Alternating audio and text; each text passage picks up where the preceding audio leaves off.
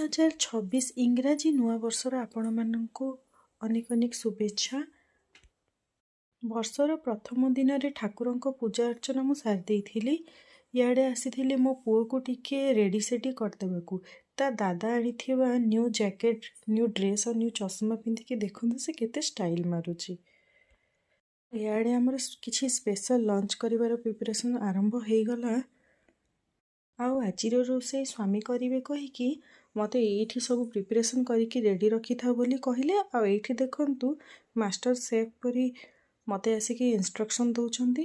ଆଉ ମୁଁ ଏଇଠି ତାଙ୍କ ଇନଷ୍ଟ୍ରକ୍ସନ୍ରେ କୁକ୍ କରି ଚାଲିଛି ଆଉ ମୋତେ କହିବେ ତମ ହାତ ରନ୍ଧା ଭଲ, ଏଇ ପ୍ରକାର କହିକି ତ ସବୁ ରୋଷେଇ କରିଦେବେ ଆଉ ମୋ ମୁଡ୍ ଗରମ ନ ହଉ ବୋଲି ଏଇଠି ମୋ ସାନ ଯା ମୋତେ ଚକୋଲେଟ୍ ଆଉ ତାପରେ ଆଇସ୍କ୍ରିମ୍ ଆଣିକି ମୋ ମୁଡ୍ ଥଣ୍ଡା କରିବାକୁ ଲାଗିଛି।